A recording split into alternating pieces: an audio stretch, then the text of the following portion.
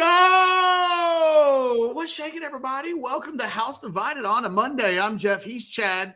We'll be with you for, I don't know, an hour-ish plus. I don't know. Literally, we make this up as we go every single day. Like, comment, subscribe to the page. We do always appreciate your thumbs ups, your likes, your comments, all those things. Jump into the Specs chat. It's the water is warm. The super chats are coming in. Money B, we see you. Who was the other one? Michael Simpson. We see you.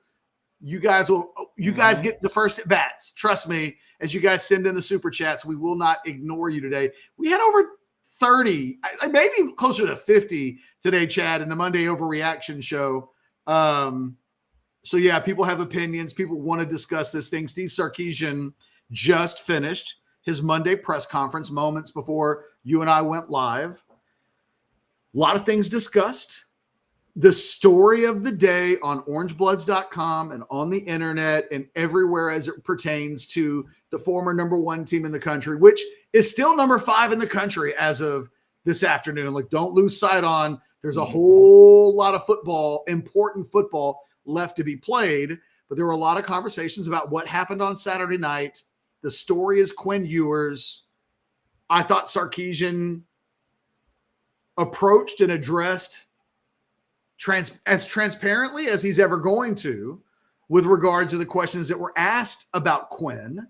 I don't know that all of the questions I would have wanted to have seen asked about the starting quarterback were asked, but there's some stuff to talk about, and I thought it was a fairly enlightening conversation today in that Sarkisian gave us a lot to chew on and think about, and some of it I think was highly fascinating. Yeah, in terms of the way it rolled out, 2 questions about Quinn at the beginning. Then there were 13 questions that had nothing to do with quarterback. And then somebody did ask a question at the end. Is his injury part of what's going on? I think if I'm a Texas fan, the most important thing to convey would be just this simply. Quinn is the starter. We heard nothing to make us believe otherwise. Arch wasn't even really talked about in this press conference. Quinn was defended in that Sark talked about other members of the team that didn't play super well. And most importantly, Catch, no matter what Quinn Ewers said in post-game of this, Sark is not still looking at Quinn as, I got a banged up quarterback and that injury might keep him out. Yeah, in fact, I'll go to Money B's super chat right off the top. Okay. For $10. Thank you, Money B. Sark wasn't having that injury shit and said Quinn will be ready to go. He said everybody is dealing with this stuff this time of the year. Ever thought we would be more concerned about the O than the D? No, Money B. No. No. I never once thought we would be in that position. I think it was important that Sarkisian addressed the injury part because it was brought up in the aftermath of Saturday's game, and Quinn Ewers mentioned it's still there. And that opened up a can of worms in the sense of, if it's still there and it's really impacting his level of play, should he be the starter? Have they gone back to him too soon? Yeah, but technically that's 2 different things. It's still there and it's affecting his play are 2 different things. We've seen plenty of athletes get asked, are you still dealing with the knee, the ankle, the foot, the toe, the thumb? And their answer is, oh, it's there, but I'm going to play. So to me, that is 2 different things, right? Yeah. I think that, one of the things about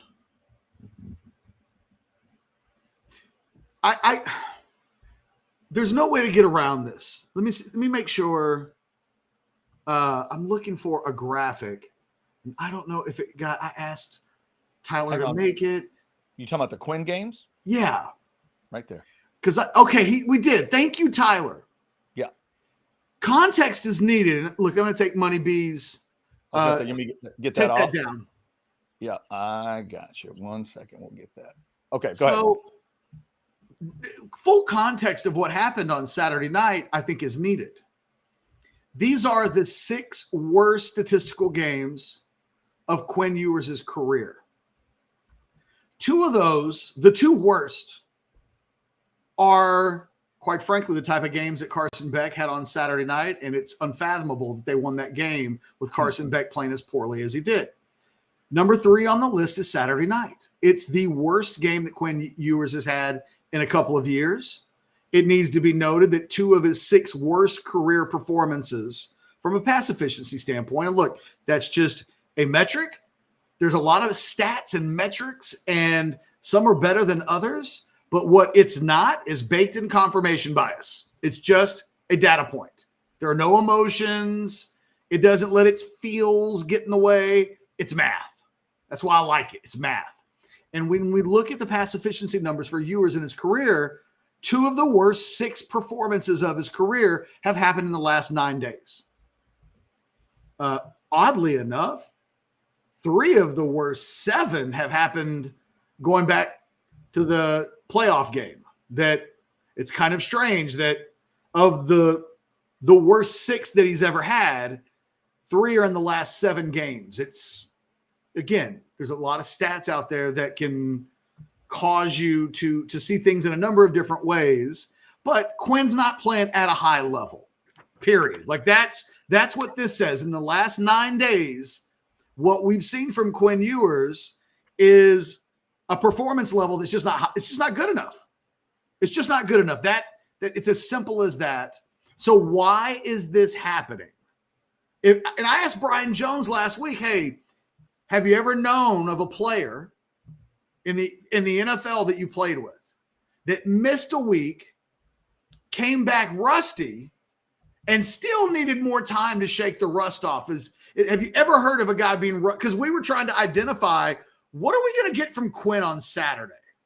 Right. And I was just wondering, is there any possibility at all that rustiness is a thing that takes a while to get rid of? And Brian said no. Brian said never. And I was like, okay. So whatever Saturday was, we can't say what we were saying 7 days ago, which is, chalk it up, kind of rusty. He'll be okay, though. Instead, I don't really know what the last couple of games have been about. Sarkisian has really gone out of his way to say everybody needs to be better. That was one of the real messages of the day. Wide receivers got to they got to win their one-on-one battles, and the line has to block better, and the running game's got to be better, and Quinn's got to be better. Yeah. But some of the stuff that they were talking about today, Chad, centered around, hey, in the next week, we've got to make sure that Quinn's awareness. Here's a quote from Sark today. Quote, Quinn definitely can play better. We've got to continue to work on his pocket presence and making sure he's working on the premier looks when we get them, end quote. Mm-hmm. Yeah. And does that get solved in a week? Well, I think one thing can really help solve it. And the thing I think that just isn't getting talked about enough, and fans don't want to talk about this kind of stuff enough, there are a lot worse things you can do in college football than be worse than Georgia. And there's a lot of, and I've rewatched the entire game. There's a lot of that ball game that is, well, you know what? Kirby Smart and his team had an edge to them. Kirby Smart and his team had a desperation to them, and they came in and they went claws out and they got nasty with somebody. So I think that is a huge part of this thing. So by going from playing Georgia to playing Vanderbilt, I think some of the things that were there against Georgia may not be there against Vanderbilt. I do think that is an ingredient of it. In rewatching the whole game, Catch, I did not see catastrophic things that would make me think, oh, Lord, off the rails, number 3 has no shot. Because I think the second half is interesting. The fact that they got that thing back to 1 score, it's more than noteworthy.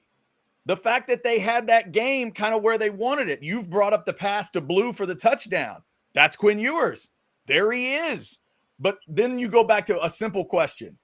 If it is about footwork, step up in the pocket occasionally and all that, is that something that should already be taken care of?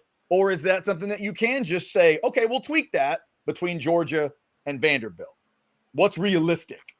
Honestly, I'm not sure I know the answer to that. No, I think there are 500 questions related to the Texas starting quarterback position right now. And very few of them, I think, have answers, which makes us doing shows all week long really complicated, because we're going to talk a lot about the quarterback position because it's the quarterback position. And I don't know that we know, but what I can tell you is Sark today said injury is not an issue. I've heard from multiple people today who've said, hey man, you know what I'm hearing behind the scenes? Injury is an issue. So yeah, what wasn't happening a week ago after Oklahoma was nobody reached out the entire week, whether it was myself or Onward, not one person reached out to say, hey, just so you guys know, man, like he's not all the way back.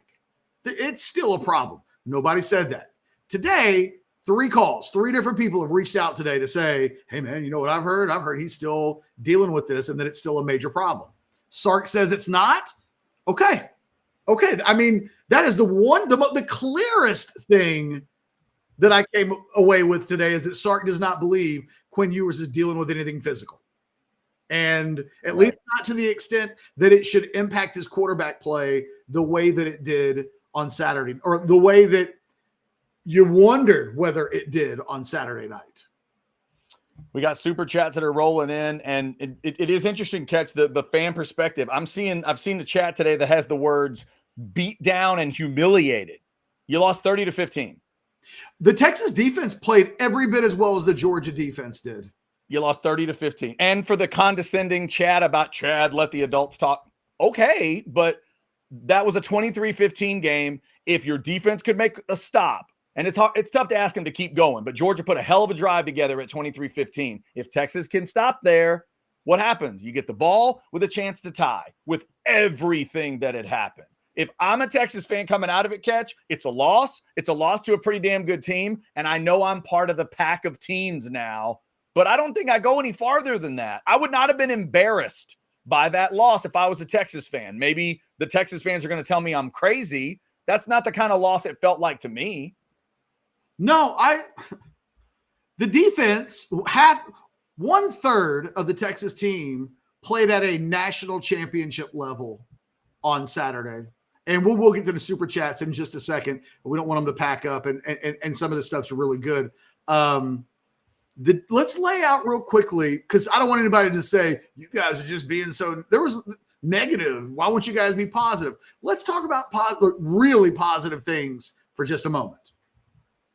The defense forced Carson Beck into not only the worst game of his career, but by a significant margin, the worst passing game of his career.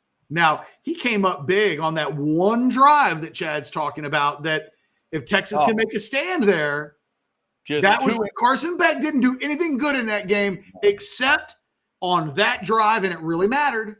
So let's not pretend that Beck was completely atrocious for 60 minutes. It wasn't quite that. But as a 2-year starter for Georgia, he'd never started a game with less than a 131 quarterback rating. His quarterback rating was 55 points below that. I mean, they forced 3 turnovers. They kept Georgia from having any extended drives. I mean, that game could have been uglier at halftime than 23-0. It probably should have been. It wasn't. The sequencing from 17 to 20 and from 20 to 23. If any of that gets out of whack, then you got a chance to go. Then you got a chance to be on the backside of a boat race, and then it becomes embarrassing. I think it's your defense that kept it from being embarrassing early, and then it allows it to actually be a 1-score game late. And Catch, if I was a Georgia fan watching at 23-15, I'd have been thinking, what the hell is going on in this game? It wasn't apple to apple, but there were some similarities to the Georgia-Alabama game. Yeah, kind of. Yeah. Not apple to apple, because one game was a road game, the other was a home team. Mm-hmm. Georgia came all the way back against Alabama before giving up the lead. But there was some, the level of domination that occurred was somewhat similar. Look, Beck is so far and away the worst he's ever been that it's almost unspeakable. The wide receivers at Georgia, which I think will be the best wide receiver core that Texas plays all season, not a single receiver on the Georgia roster had more than 35 yards. Yeah, they really shut them down. Those corners for the Longhorns stepped the hell up. Not only Did they not let any of those guys have more than 35 yards? There wasn't a wide receiver on the Georgia roster that averaged better than 9 yards a reception. I mean, wow. If I tell you nothing but Beck's stat line and what happens to the biggest advantage that we thought going into the game that Georgia might have, their best players, the best position group they have, probably the wide receiver position, dominated. And while Georgia was able to run the ball really effectively early in the game, Georgia finishes the night with less than 4 yards per carry as a team. Trevor Etienne finishes with 4.8 yards per carry, which is very modest. There's nothing about that screams they ran the ball at will on Texas. Yeah, there's no elite running back between those two teams. The only thing Texas really gave up was the reverse pass to Delp. That was the big play on the long drive. They completed a third and long, Chad, they completed, and then they got the pass to Delp for 40 yards, which those two plays together were the catalyst behind the drive that ultimately broke the back. Yeah, Bobo and Beck, those two had incredible moments right then. Those two plays ended up being so critical to go up 30-15. All right. And on one of those plays, a Texas blitzer was dragged to the ground. Yeah. No penalty was thrown. Should have been. And even that potentially changes fate as we know it. It didn't, though. And again, credit to Georgia. They were sensational on Saturday, at least on defense. And you got to give credit to the players on that offense for coming up big late third quarter, early fourth quarter. When a drive needed to be made, they made it, they finished it, and it ended the game for all intents and purposes. But the Texas defense, if they do what we learned on Saturday, about 1/3 of this team is they are every bit as nationally elite as the previous data showed us to be. That's really important because what it means for the rest of the season, 5 regular season games, and then whatever transpires behind that, Texas will have a defense that will compete and play and keep them in any game they play in if the offense just does a little bit. And make no mistake about it, at halftime, I can't even remember if it was you. It may have been Anwar that came up with this stat. I didn't see it in real time until he said it. So I want to give credit where credit is due. Texas had 38 yards of offense at halftime. Georgia had 49 yards of sacks. Yeah. You can't really be competitive if that's a real stat. And it was on Saturday night. And now moving forward, you know that Texas defensively is the real deal. We don't have to have conversations anymore about, well, they haven't played a real quarterback and they haven't played a real offense. No, they have. And they dominated that group. The question, and Money B brought it up, did we ever think we'd worry more about the offense than the defense? Here we are. Yeah, exactly. Super chats, get them in, and we will get them right to the top of the list. Thanks to over 600 of you that are in the Specs chat. Even before we started, Michael was sending super chats. $9.99. Thank you, Michael. Quinn is clearly still hurt, and the O-line got owned, but Kirby punked Sark. He knew exactly what Sark wanted to do. It was hubris for Sark to think he didn't have to break tendency against that Georgia D. Would you make it that simple, Catch? Kirby got Sark? Well, it's definitely part of it. It's not all on Quinn. It's not all on the offensive line. And it's not all on Sarkisian.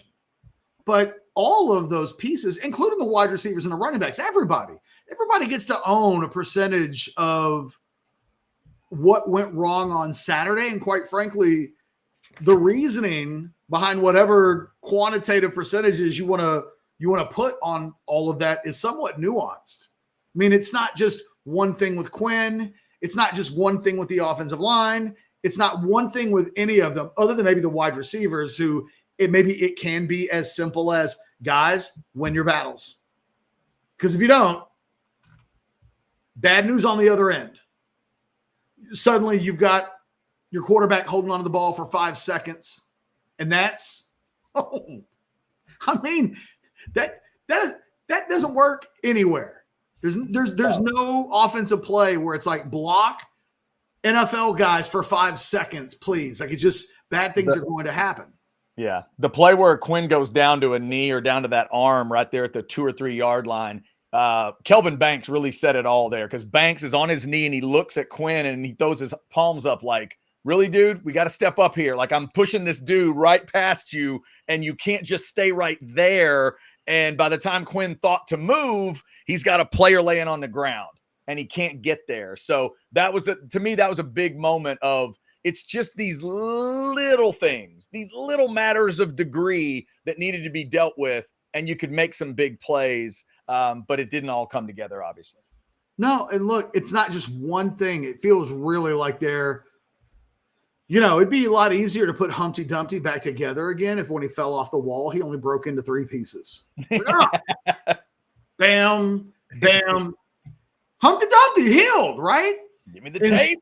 Instead, Humpty Dumpty falls into 25 pieces and you're crawling on the ground trying to find little pieces of eggshell. And that was a little bit the performance this weekend. It leaves Quinn in a position where Saturday night, he's got to play well. This team has to win, first of all. As basic as it gets, they go on the road in an SEC location that was too much for Alabama earlier this season. So in a weird way, Texas can be thankful that the Alabama game happened, because they won't have to sell to the players that there's danger on the road this weekend. Texas players will know. They'll respect Vanderbilt because they'll know how hard it is to beat Alabama. They'll know, okay, that I got to pay attention to that. So they'll have the respect of the Texas team. You wouldn't expect that Texas will lollygag their way into Nashville this weekend and play a game that is full of regret because they weren't ready. I think the team will be ready. The question is, what do we expect of Quinn Ewers at a time when he's the second worst version of himself that we've ever seen in a Texas uniform? Couple of bad games as a true, first-year starter in 2022. And the thought process was 2 years later in a season, in a game where if they win and he plays well, there's Heisman talk. He plays at a level that's this concerning, right? It wasn't just bad throws. It wasn't like, well, he had he had a Romo game. Well, what happened? Oh man, he just threw some balls he shouldn't have had, and he got punished for it. It's not as simple as that. No, I've seen Romo games. We're talking about a quarterback whose coach believes that he missed things mentally. And part of what needs to be cleaned up as soon as possible is the mental stuff. Yeah. And the good news, I guess, would be, I'm assuming there's stuff he thought he wasn't seeing when he took him out, and then would argue he did see those things in the third quarter. I'm assuming he didn't go into any of those details specifically today, but if he's telling us the injury is not part of it, he would tell us that, okay, I took him out. I wanted him to take a couple drives to just clear his head. And then ultimately we got that game back to within 1 score, and and he made some plays. So I guess that's the discussion that they would have. And like I've been saying through this whole thing, Catch, as long as Sark, Quinn, and Arch all understand what's happening, and theoretically they all do, then Sark has to know what's best for this team. All right. It's a major, this week before the season started, you would have thought might be a clunker. How do you get people excited about Vanderbilt coming off of Oklahoma and Georgia? This is in its own way uniquely interesting all week long. I can't wait till Saturday. I have no idea what's going to happen. I'm with you. We'll grab some super chats, lots of questions to ask and stuff to go through this week. Michael again with a $9.99. Catch, do you feel vindicated that you were literally the only person in the industry who expressed concerns about Quinn's upside as a recruit, and everyone else called you an idiot? Always keep it 100. Michael.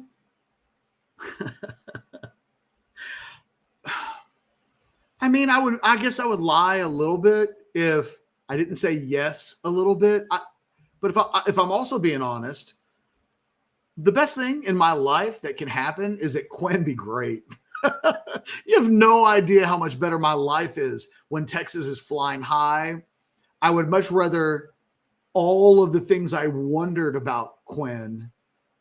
So let's reset a little bit, Chad, because you and I weren't doing a show when Quinn Ewers was a prospect. I had a 5-star grade on Quinn Ewers, but I did not believe that he was number 1 overall prospect in the country good. And I really wasn't sure whether or not he was the best quarterback in the state. I thought Cade Klubnik might be better. At one point, I did rank Klubnik ahead of Ewers, and then Ewers reclassified, and they weren't in the same recruiting class anymore. And so I didn't have to make an eventual final call on that. By the way, Cade Klubnik is 4th in Heisman odds right now. He's playing really good football. I did not think Quinn threw a good deep ball. And I was a little concerned about as well as he threw the ball short and intermediate. I never thought he threw a good deep ball. I thought his receivers at South Lake Carroll constantly had to wait for the football. That it was just one of the things that you noticed. The response to that I would get from people in the Ewers camp and that wanted to defend Quinn is they'd say, hey, he was at a camp this weekend and he threw the ball 135 yards in the air. You should have seen it. It's like, oh, okay, but a receiver, did he catch it?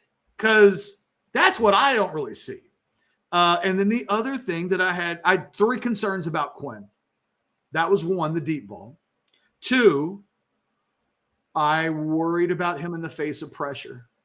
That in high school, in one of the only real competitive games he ever played again in Austin Westlake, the Westlake pass rush was getting to Quinn, and Quinn was throwing balls up for grabs. That on that night against a team that could really compete with South Lake Carroll, I thought Quinn flinched in a big, big way. Now, people came out of that game and said, catch, you're being too hard. Quinn played that game, ... Guess what comes next, Chad? Injured? Yes. Quinn played injured in the state championship game.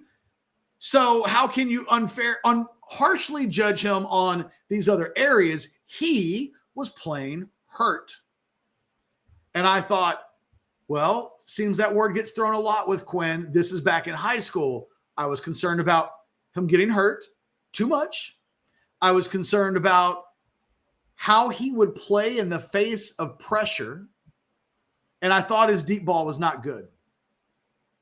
People did attack me as if that was the stupidest goddamn thing that anybody has ever thought or said in their life. They pointed to his number 1 overall ranking in the composite as an example that he was a generational talent and that I was wildly wrong. And look, man, I don't always get it right. I'm wrong all the time. But every once in a while, I see some shit and I'm right. And Saturday night, before it ever got bad, I saw that Quinn wasn't in a good zone. Before the first turnover, before the first disaster, I said amongst all of the Orange Bloods, co-workers, team members in our private chat, I don't think we're seeing the good Quinn. And there was a little bit of an argument at the time. How can you say that? And I was like, I think he's aiming passes. I don't see him cutting it loose. I think Texas is in trouble. And that was while the score was 0-0 and before any of the bad stuff had happened. For the record, Catch, did you think he was going to go to Arch? I did. You did. I did after the drive that he finally pulled Quinn and put Arch in. It felt very much 2001 Big 12 championship game where on that night, Chris Sims you couldn't keep running him out there and expecting the results to change. He was spooked. I felt like Quinn Ewers was spooked at the moment that Sarkisian pulled him out. I think it actually helped him quite a bit to reset. I don't think Quinn plays as well in the third quarter as he played without that. But the timing on this is really critical. He puts Arch in late in the second quarter, and they're not able to really generate anything. I kind of equate it to a bullpen pitcher coming into the game with the bases loaded and no outs. And you're asking him, hey, don't allow anything. Get us out of the inning with no runs allowed. And then when it doesn't happen, you're like, well, that guy didn't do the job. And it's like, well, true. Yeah. And thanks to the defense, it only cost him 3 points. But what a job he was asked to do when he came in, because Georgia was at its apex at that moment. Oh, yeah. They were a feeding frenzy on defense, and they put Quinn Arch in the game, and it didn't work. But if you don't do it then and nothing changes and Quinn gets to halftime, I think you have to make the Arch switch at halftime. Instead, he made it early. It didn't work. It opened the door for him to put Quinn back in. And quite frankly, I thought Quinn played well enough that it was obvious to me, okay, he'll be the starter next week. I don't know what's going to happen at Vanderbilt, but he's the guy, and Sark's going to go back to him and lean on him. It wasn't until in the postgame that Quinn Ewers brought up, I'm not 100% healthy, and that the oblique thing is there, that I started asking questions about, should he be playing? I don't know. I don't know the answer to the questions I'm asking. I'm being fully transparent in that. But when the starting quarterback in the aftermath of the game is explaining what went wrong on a night when he got benched, and he confirms that he's not 100% healthy, it's hard not to have questions. And we appreciate almost 800 of you in that Specs chat. If you get us a super chat, it will go right to the top. But Chad, yeah, I would rather Quinn have won the game on Saturday and thrown a bunch of beautiful deep balls and been great in the face of pressure and was 1,000% healthy than whatever little bit of I told you so, which nobody cares about. That's the thing. Privately, it's like, well, I was kind of right about that. Garrett Gilbert be damned. Every once in a while, you're right about something. But nobody wants to hear I told you so. Yeah. So sometimes you want to be wrong. Like sometimes you want to be baby's dad and say, yeah, I was wrong. Sometimes. You know what I love? I have no problem when it benefits me, especially when it benefits me, to say, when I'm wrong, I say I'm wrong. Say I'm wrong. Honey, you looked wonderful out there. That's right. By the way, shout out to Jerry Orbach. Just had a birthday today. But today or yesterday, Jerry Orbach. Is he still alive? Would have had a birthday. I don't believe so. He died. So rest in peace. Would have had a birthday. Yes. So shout out to the great Jerry Orbach. All right, we'll get back to super chats here in just a second. Obviously, thanks to a lot of our great partners around here, including sinus and snoring specialists. I had myself a late night on Saturday because that post game went till, my God, after 1 a.m. And thanks to a lot of you for staying up late with us for a Nightcrawler edition of the post-game show. And they were rocking at TCH Social Austin when I left. It certainly was not an empty place when I was leaving. But then I drive home and I got to get up for the NFL the next day and all that stuff. So I needed a good night's sleep. I always get a good night's sleep because of sinus and snoring specialists. They can get rid of your allergies for good, like they did with me. They can take care of your snoring and sleep apnea like they did with me. My final step was a dental device made by a dentist in the area. Shout out to Dr. Eckert, who I'm going to see tomorrow to make sure that device is tuned up just right. It was a great process. I've never regretted it once since 2017. Get on in there, get it taken care of. And for God's sakes, do not even think about taping your own mouth shut. Please do not do that. You don't need to do it. You need to be looking at one of the options they have for you at Sinus and Snoring Specialist. Sinus and Snoring Specialist. Feel clear, rested, and healthy. All right. I think we have super chats continuing to roll in. I think I just saw one of them pop up there. I've got them stored. What's that? I've got them all in our pin section. Which is okay, sorry. One of them, I don't know if this is the one you had popped up. We'll get Cody's out real quick. $4.99. Interesting stats here, as always, Cody. Colt McCoy had 5 games of sub-90 pass efficiency, including OU and Nebraska in 2009, and was 103.9 against Ohio State at home. No, and Cody, you know what else I was right about? Colt wasn't very good in 2009 a lot of the season. Yeah. In fact, one of the reasons why I pumped up Garrett Gilbert in 2010 in his first year as a starter is because I thought there's no way he could be worse than Colt was in the biggest games of that season. You actually, Cody, on top of the OU and Nebraska games in 2009, he played bad against Texas Tech that season. If you look up that, I don't remember exactly what the pass efficiency was, but it was not good. The other thing, Catch, we definitely hope we're not going to do is compare the 2024 offensive line to the 2009 offensive line. If that starts to happen, there's other issues at work here. Well, and what we said about about Quinn, both last week, but 2 weeks ago, going into the Oklahoma game, is what you really want is for him to go on a 2008 Colt McCoy heater. That the Colt McCoy of a very specific time and place in 2008 was the second best quarterback in the history of the program. The other guy, especially in 2009, one of the great crimes of all time is that he finished second in the Heisman when he wasn't good, really. In the biggest games of that season that year, including a Big 12 championship game where he almost became the most notorious player in the history of college football ever. Ever. If that 1 second's not on the clock, everything that we think about Colt McCoy for his entire career changes because Texas doesn't win a Big 12 championship game. They never play Alabama in a national championship. We look at that 2009 season completely different. I just say all of this because I said this in real time in 2009, and people were like, you're a Colt McCoy hater, Catch. It's like, well, no, he's not playing well. Can we take the confirmation bias, all of that orange blood Kool-Aid that we drink, can we put it away and call a bad game when they happen? And what ends up happening is you get called a hater. I'm so glad you posted that, Cody, because last week, Anwar accused me of hating Quinn Ewers. And I was like, Anwar, the truth is, I'm as hard on Quinn Ewers as I've been to every great quarterback that's ever played at Texas. When Colt McCoy struggled, I said he struggled. When Vince was skipping passes to his running backs out in the flat in 2003, I said Chance Mock should be the starter.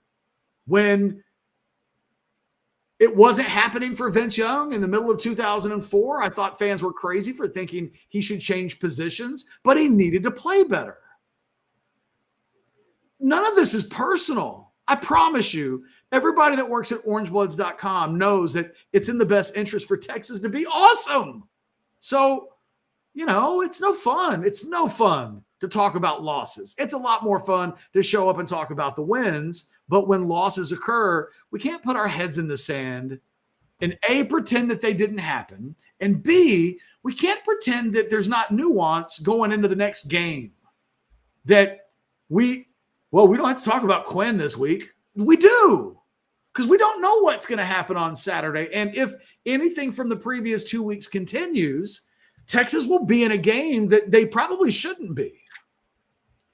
Cody, as always, we appreciate that super chat and the number crunching. We got more super chats in line. Let's go to Oscar. What's up, Oscar? $9.99. I can't put blame on defense. They gave up what we thought they would, give or take a touchdown. The main issues to me were quarterback and offensive line play, more so the former. That's an interesting way to look at it, Catch. You had 37-27 was your score. So Georgia scored 3 more points than you thought they would score. But not how. Not how, right? But that Texas didn't ultimately have enough offense.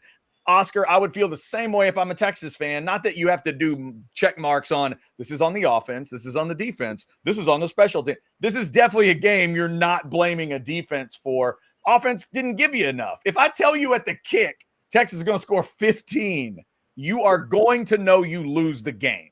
You know you're not beating Georgia 15-13 or 15-10. Catch, that defense could have been elite level badass, and I don't think you're going to be able to pull that one off. You need more than 15 in that game. Unless the defense scores. And that didn't happen. Right. If there was if they had done what South Carolina did last weekend, then yes, it could. By the way, South Carolina has your attention, right?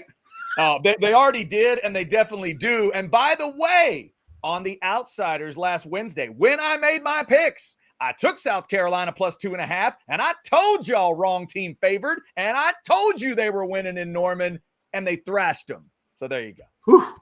And I'm leading the picks on the Hey, Outsiders. man, I got to be honest. I'm glad South Carolina is not on the Texas schedule. Man, They it's just Yeah.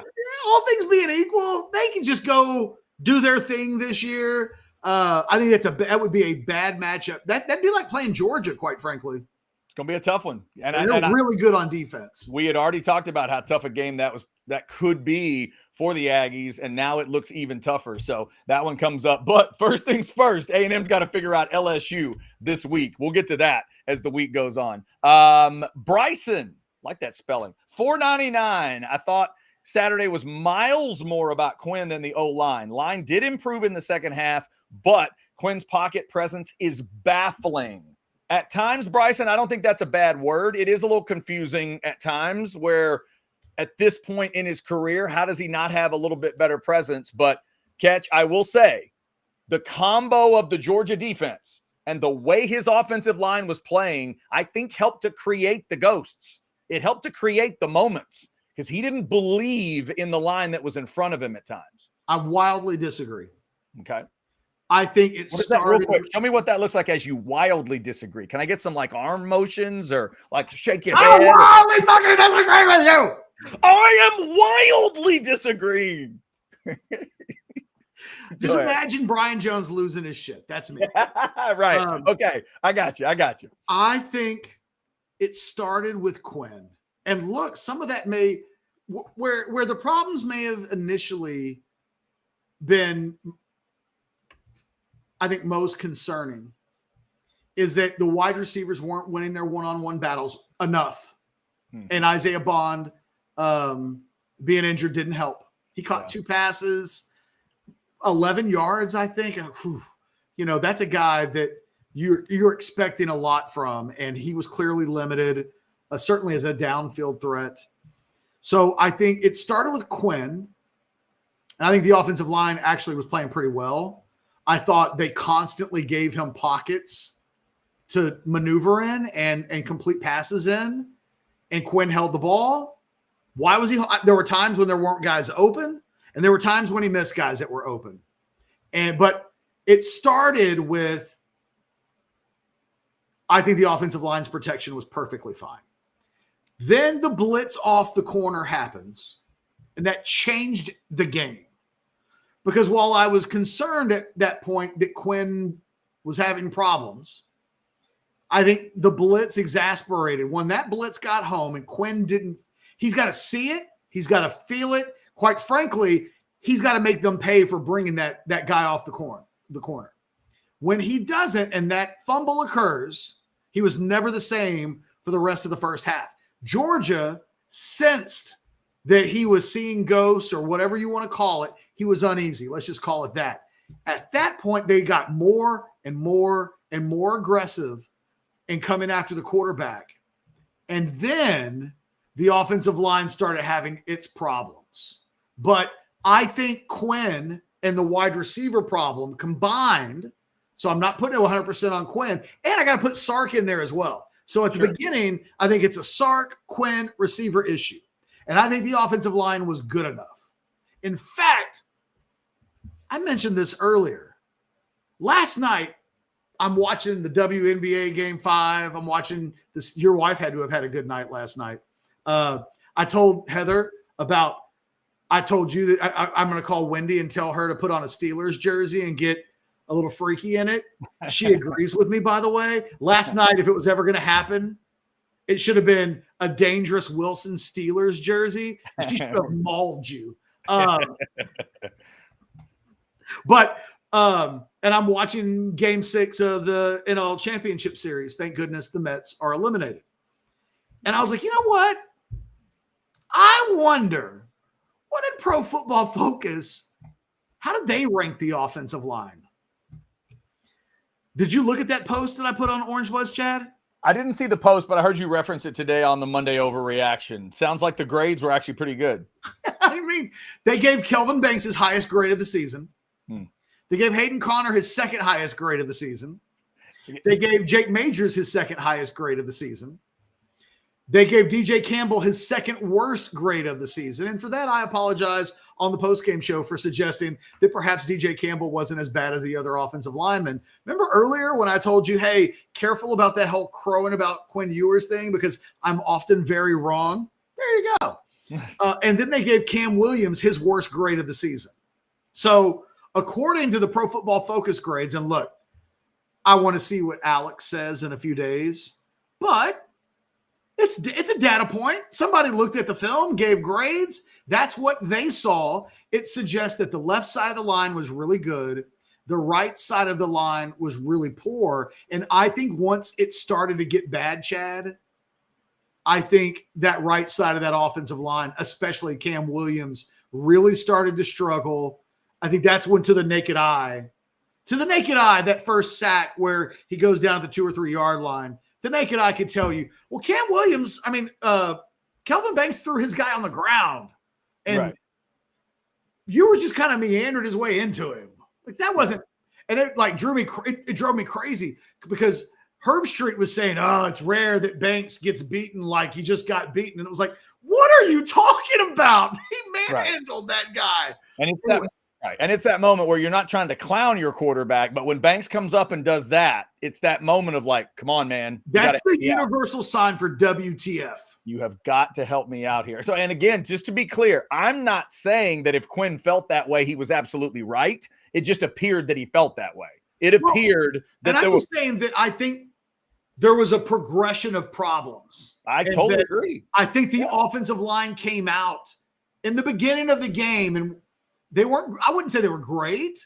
They were definitely doing a good enough job that Quinn should have had some success. So what was happening there schematically, Sark didn't have plays that were working. Receivers weren't beating their DBs and getting open. And when they were, Quinn was missing them.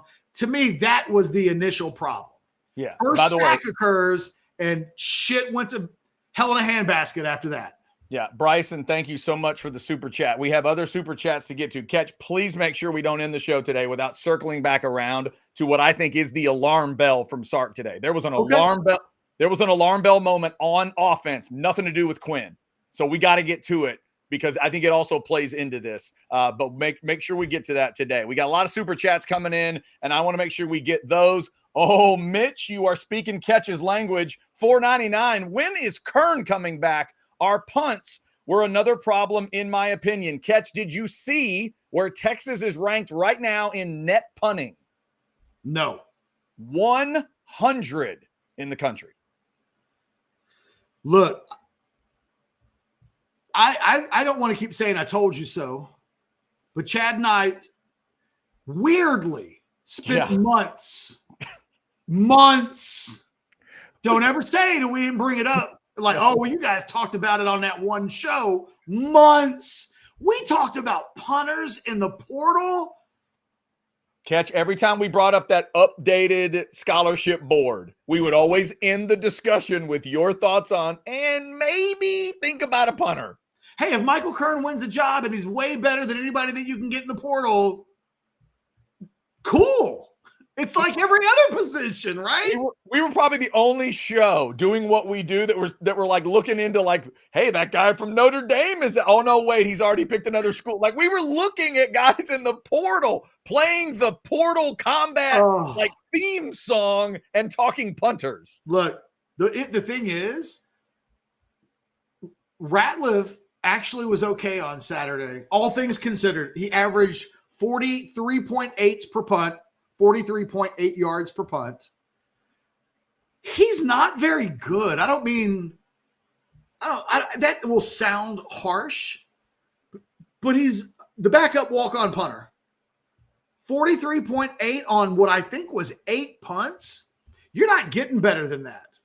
That's as good as you could possibly expect from the second team backup walk-on punter. Right. Michael Kern, though, would not have been any better. I think that's the more alarming thing is that Michael Kearns is not, I don't think he's averaging 43.8 yards per punt. It's got to be close. But in the end, they got out of the punt game kind of what they've been getting out of the punt game all year. I knew it wasn't great, Catch. I didn't know it was 100 in the country. And I really, obviously, I thought of you when I saw that number, because every week I look at what's top 10 and what's 100 or worse. I didn't expect to see net punting for Texas. It's their worst. It's the worst statistical part of this team. That is crazy. They're really not good at punting. Yeah. And this really could have been avoided. All right. I see a 20 spot. Clint, we're going to go right to yours. $20. Deep down, I think he knows Arch Manning gives them the best chance, as his mobility and deep ball is better, but he can't give up on Quinn. The team seems to rally behind Arch when he's in. The Banks expression that Chad mentioned told me a lot. See, that's the thing, Clint. Like, are we digging that far in? Are you saying that the Banks moment to Quinn would tell you that the team is not responding right to Quinn? I don't think that's a lot to dig into one moment, Catch. That's a lot to interpret. I think this team loves Quinn Ewers, and that's one of the things that makes what's happening right now difficult. In that Sark doesn't really want to go away from a guy that he thinks is this team's spiritual, at least one of their spiritual guides. Maybe not the spiritual guide, but he believes in Quinn as a human being and a person. And I think my favorite thing about Quinn Ewers is I've had a very limited amount of personal interaction, but I watch every time he opens his mouth from afar, I watch. He seems like a good kid. He's very soft-spoken. He seems nice. Yeah. So he's an easy guy to root for. So everybody wants him to do well. And he's just, by the way, real quick. Yeah. Ian Ratliff for the season is averaging 44 yards a punt. Michael Kern is averaging 42.8 yards per punt. Wow. So Ratliff, for whatever he wasn't in the punt game, he averaged 43.8 yards against Georgia, 44.33 yards against Oklahoma. In the last two games, he has statistically, at least from a yards per punt standpoint, been better than Michael Kern. Okay, there you go. I had a comment on quarterbacks and now I lost it. Clint, thank you for that $20 super chat. We appreciate it. More keep rolling in. Jefferson would be next. $4.99. Chad, Catch, no BS. Honest opinion. If you had to bet on how many more games we're going to lose this season, if any. Jefferson, I would say there's a chance at 2. The one that ends your season, and there could be another one somewhere in the middle. I think they're going to end up with 2, but 3 is on the table. And my 2 is somewhere in the playoffs. They have 5 regular season games left. I suppose if you told me for sure whether they were in the SEC championship game or not, that would add 1. If we're just talking about the regular season, I think 10-2 for me will be the floor, but that A&M, I think any road game they play, as I said at the beginning of the season, is incredibly dangerous. And if that offense doesn't play better and they don't get better quarterback play, they'll lose another game before they get to the end of the regular season cycle. Yeah, I think that's a fair answer, Jefferson. Thank you for the super chat there. We got some $5 super chats waiting. Jay says, I didn't pick us to go undefeated, so wasn't this the best place and time to lose one? I think this will end up being the best thing that could have happened. Jay, based on what we've seen, I certainly would agree that of those 3 teams, of the Michigan, OU, Georgia, where some people thought maybe you lose one of those, after seeing those 3 teams play, Catch, absolutely Georgia's the one you take. I know it's at home, but that would be the one where you go, all right, I feel like that's the best of those 3 football teams. If I was a fan, I'd want to lose to the best team. If I'm a fan, I want to lose to the team that's not in my conference so that I'm still undefeated in conference play. And I've thus eliminated Georgia potentially from conference championship discussion. Texas wins the game on Saturday. Georgia has 2 conference losses. That's true. They may be out, not out of the playoffs. You run the table if you're Georgia with 2 losses. You make that. But it might kick them out of Atlanta. But you might not have, in terms of grabbing a top 4 seed, you might not have to deal with them. And I think they're the team in Atlanta that you wouldn't want to have to deal with if you could choose. So yeah, Georgia's better than Michigan, but if you could beat top 5 Georgia at home with all those kids in attendance and you're undefeated in the SEC, that would be the better problem to have, in my opinion. But I understand where you guys are coming from, Jay, and certainly what Chad said as well. It is interesting now, Catch, because you do have multiple examples of the different types of teams. You've got A&M and LSU did what you just said, lose a game outside of conference, so far undefeated in conference, and one of them's obviously about to have a loss. Then you've got Bama. Well, Bama's got 2 now. Never mind. You got Texas and Georgia that now have the opposite.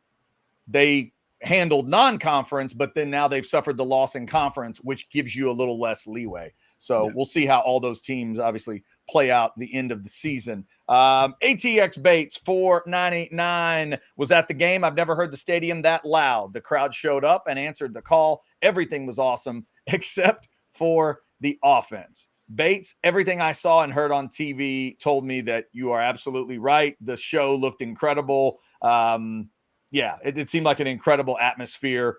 I did wonder, Catch, why the lights went out while Kirby Smart was being interviewed on the field afterwards. Like, wait a minute, there's a light show even when you lose?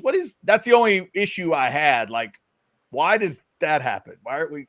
You big nerd. I didn't even notice. Might want to wait a little bit. You could feel the edge of Kirby Smart, though, couldn't you? You could feel that edge. And even as the coach of Georgia and what they've done, his message to me Saturday night, Catch, was simple. It was, these officials tried to screw us in this place. And what did he mean by that? The new shiny thing in the SEC, they want them to be successful. They tried to screw us out of this thing, and we're really glad we got it. Like, he just had all kinds of attitude to him. You could tell how satisfying it was to get that win. The perception is there, even at the Georgia level, that Texas is a big, big deal, and they are tired of hearing about it. Simple as that. Yeah. All right, Bates, thank you for that $4.99 super chat. We got a couple more we're going to clean off here. We're almost to 1 o'clock. Time's flying. Sugar Poppy, $5. Red River was last week, always an emotional game regardless of everything. I think Texas has a bad record in games coming off of the Red River win. Anything there? Sugar Poppy, I wasn't thinking about that kind of stuff at all. They got the bye week, obviously leading in to that, and we've had a game since then, right? No, it was back-to-back. You're right. I'm sorry. It was back-to-back, but I wouldn't have thought about it that way. They've actually had good success after OU. When Texas has good teams, they do well after Oklahoma. When they're a bad team, they play like bad teams. Yeah, I wouldn't put too much into that. Sugar Poppy. Actually, Mac Brown, this is going back a ways, but there's been mostly bad football played at Texas since Mac left. But Mac was famous for having an incredible record after the OU game. So historically, Texas is actually really good after the OU game. Again, you start getting into the Charlie Strong years and he specifically did mention an OU win, but still that kind of a win, Catch, there's no way that took that much out of them. I mean, they stepped on OU. Yeah. And they left enough on the table that I think they would have been hungry going into last week, knowing got to play better than that. OU's not Georgia. They knew they had to play better against Georgia than they did against Oklahoma to win that game. Yeah, they played a really good team. They didn't quite play the game they needed to, and there was there's little moments all over that game. If you could change it to go Texas's way, I think you're looking at a different game as well. A couple more super chats. Let's grab the $4.99 first from Mitch. I think the first quarter would have been a little different if we could have flipped the field and let our defense eat. Mitch, I think it's a great point. The switch to me of the 2 Beck interceptions, it happened in the part of the field where the Georgia defense could keep it under control and then catch that interception. And it's a great point you brought up about that moment really did change the ball game. The corner blitz, that blitz ball hits the ground. You're giving them the ball where? Was it on the 10? Something like that. I mean, it was doorstep. Yeah. So it's 1 turnover to 2, but you got nothing off your 2 turnovers, and you hand it to them on the doorstep with yours, and 7-0 felt heavy. As soon as it went 7-0 Georgia, I'm not saying that the place changed. I'm not saying the fans stopped believing. It's not that, but you could feel a difference. Just all parts of that night changed when it went to 7-0 Georgia. So I agree with Mitch. You're not wrong. If they could have flipped that field position a little more, because I thought we were in for an old school SEC battle. I thought we were in for a defensive war there for a second catch. And I'm thinking, wait a second, is this going to be 13-10? Is this going to be 16-14? It didn't end up that way, but early on, I thought those two defenses might be about to, to give us one of those. A couple other quick ones. We got buy or sell coming up as well. Soto, buy or sell players only meeting coming up. Let's hope not. Let's hope that's a sell. Let's hope that that's a sell, that this team doesn't need that, not now. Yeah. And for Jefferson, Super Chat 199, could we beat Tennessee? Oh, heck yes. The thing you need to know about Tennessee, man, is they are every bit as good, I think, on defense as Georgia. Yeah. So, Jefferson, you could, and they could beat you too. So just keep that in mind that, yes, I think you could eat on Texas's best day. I think they handled Tennessee. Oh, yeah. Because Tennessee's not good on offense, but they can make the other team's offense not good. And if that's happening, a game like the one that broke out in Knoxville on Saturday can take place. They really did a number on Alabama in a way that Vanderbilt and Georgia didn't do.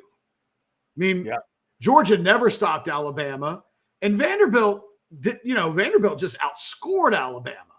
Yeah, Vanderbilt needed, what was that final score of that game? They needed lots of points to win that game. 40, remember the last 5 minutes, Alabama couldn't get them off the field. Yeah. Tennessee made Jalen Milroe really look bad, really.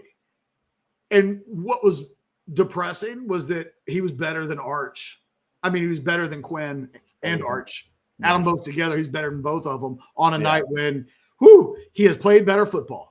Yes, he has. Oh, there's no doubt about that. Barb's 10 throwing in a $10 super chat. Appreciate you, Barb's. Woe is the Georgia team. Come on, Kirby. So the comms really went out, huh? The communication. Bad field position triggered everything that happened. Player safety is important. Win in a vehicle as well. Kirby equals Costanza. Wow, there's a lot going on. That Barb's 10 got a lot out of that $10. Well done, Barb's. You got your money's worth. Well played. Just all kinds of angles. I am with Barb's though. When the alleged communications went out, I didn't believe it. Those are ones you always think that's coaches trying to mess with each other, right? I do. Yeah. The communications went out in the biggest game of the season. They weren't ready for that when Texas was on offense. It just so happens that occurred. Yes, absolutely. And then Text Guy 2's got a 5 spot for us. Is it better to miss the championship game and have time off than it is to go to the championship game and lose if in both scenarios the team goes to the CFP? It's going to be an interesting one for teams to look at, I guess. Because I don't think we know. I think we're going to have a lived experience and see what does look. Let's say Texas loses. I don't know, pick a team, but they somehow sneak into the championship game with 2 losses. You lose to Georgia, you're not going to the playoffs. You're not. Maybe there's an outside chance at what would be 10-3 that you might get in, but it's naive to believe that losing a game and then having more losses than other teams across the country won't hurt a team. We wouldn't see a number 8 Texas play a number 2 Georgia in the SEC title game, and then the number 8 team lose, and then everybody just go, well, not punishing them. That's not ever how it works. And I think one of the things the SEC's got to learn is what does happen if a 2-loss team in the championship game doesn't make the playoffs because they lose in a conference championship game. I think it's a threat to somebody. I don't know when it's going to end up happening, though. Text Guy, it's what I love about this system is that some people have tried to get rid of championship games, but think about what's at stake. Not only do you get the win and your conference title, you get that bye, but you're bringing up a wonderful point. Catches as well. Not only could it might kick you out of the playoff, but let's say it doesn't. The loss would take you from hosting a game that you're talking about to probably having to go on the road. Do you have to go to Penn State in December? Do you have to go to Michigan, or do you have to go, do you have to go to a super cold place, a place that's far away? Do you have to cross time zones and all that stuff? So you're bringing up an interesting point. And remember, the team that would play the most games, if they get all the way to the title game, the team that would end up playing the most games is the one that goes to a title game and loses, because you don't get the bye and you immediately go into that quarterfinal, and then you got to win it's not even a quarterfinal. It's the round of 16, if you will. Then it's a quarter. Then it's a semi. Then it's the championship. That's 4 plus the championship game you lost. 100%. That's tough. Yeah, it's a tough road. You're right. That's something to watch out for. But you got to be careful. Got to be careful how you play that. That's why maybe the perfect team to be when they're good is Notre Dame, because they can only be the 5 seed. They can't go any higher, but they get to host and then just go right on it, and no conference title game for Notre Dame to deal with. So maybe. We'll see. All right. It is House Divided on a Monday. Obviously trying to go through everything with Texas and Georgia. Vanderbilt game coming up. Sark's press conference. We will get into more of that. We got buy or sell coming up. We have crossed over the 1 o'clock hour mark. Clint, thank you for another 20. Doubling down because I love the show. LOL. Thank you. There's enough data to show that Quinn is not the guy to take us where we want to be. Great kid, and I've backed him since day one. But now I'm convinced D saved us from total embarrassment. Catch, we saw it on postgame. We saw it in the chat. We have talked about this discussion possibly coming up. Like it or not, for Texas fans, it is here now. There are lots of folks that haven't just gone into questioning number 3. Catch, there's a lot of folks that have gone to, it's over, it's done, can't get the job done, not Team Quinn, whatever it is. Like, there's a lot of folks getting off that bandwagon fast. The thing is, if you had Arch in the lineup and this happened, you could live with it, because you would say, well, young guys have moments like this. Look at Quinn in 2022. He had a couple. It happens to the best of them. It happened to his uncle Peyton. It happened to his uncle Eli. Those guys ended up winning some games and doing some stuff. When it's your fourth year player, third year starter,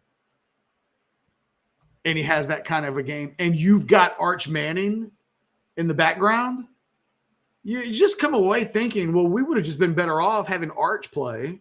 You're going to lose the game. At least he learns from it, because every once in a while, a quarterback has to have one of those games. But it's usually when they're really young and inexperienced, not when they're third-year starters. And it makes – the other thing is, we talked about this last week, man, this sucks for Quinn. He's going to finish his Texas career without a signature moment at DKR. In fact, his 2 signature moments at DKR are getting hurt against Alabama and melting down against Georgia. That's what his entire career at home will be remembered for. He's going to be the first quarterback in Texas history, a little bit different than Peter Gardere. Peter Gardere is known for things that happened on a neutral field, right? Quinn's going to be remembered at his best for a guy who did it on the road.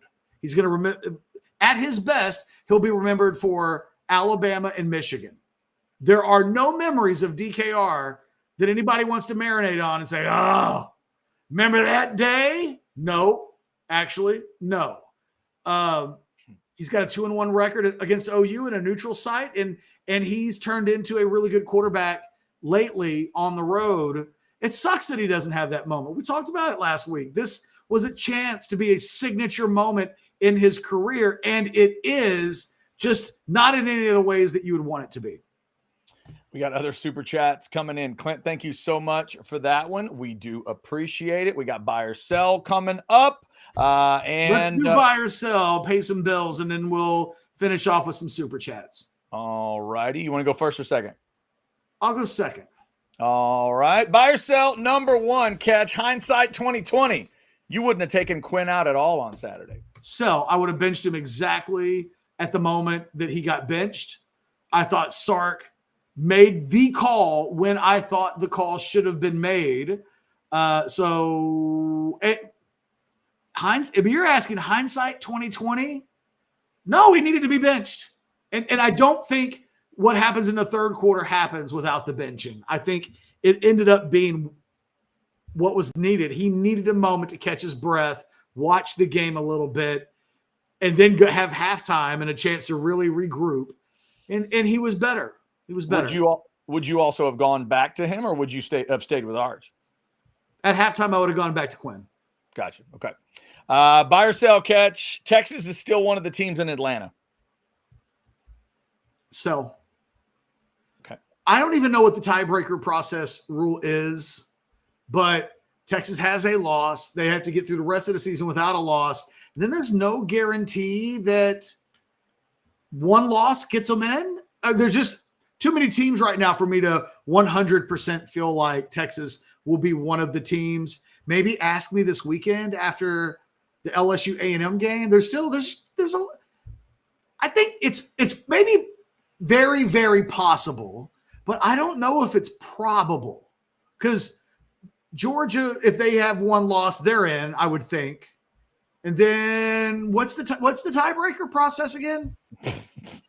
We do not have enough time. Okay. I don't have it ready to pull up on the screen. I could find it. Like sometimes in the NFL, if you lose to a team that's in the process, you're eliminated. In the NFL, if you do when they're trying to tie break teams for playoff spots, the first tiebreaker is division. So it's like you got to break all tiebreakers in the division, and what that does is it eliminates the ability for those teams. I don't fully know the SEC tiebreaker process, but clearly right now that head-to-head loss to Georgia doesn't help. Kind of, we got to see what else happens. Tennessee's a threat. LSU's a threat.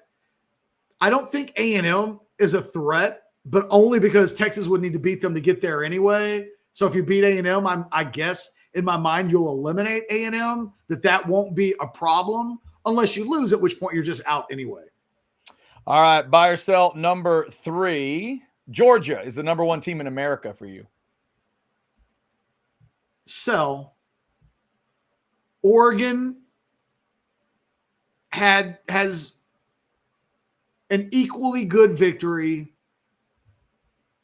or at least in the neighborhood of it, and they haven't lost. So is Georgia the best team? Probably today, I would say yes. But that doesn't mean they're the number one team. Like, I'm thinking of the polls. Into the polls, I think Oregon is the rightful number one. All right. Buy or sell number 4, catch. William Zabka was 59 years old yesterday. Happy birthday to Johnny from the Karate Kid. There are 6 seasons of Cobra Kai because you've seen them all. Sell. I haven't seen the last season. God, I've seen all of the other seasons. Yeah. I just haven't gotten around to, but thank you for saying that. I needed to be reminded that the last one is in, and I will eventually check it out. My wife and I ran out of steam on Cobra Kai. Can't even remember where we finished off. We've seen either 3 or 4 seasons. We got like a couple seasons I think we have to go. But I had to remind myself too. Happy birthday to Johnny yesterday. That doesn't make me feel old at all. And finally, catch, buy or sell number 5. Kim Kardashian is 44 today. Prime on prime. Kardashian is hotter than Megan Thee Stallion. Oh, wow.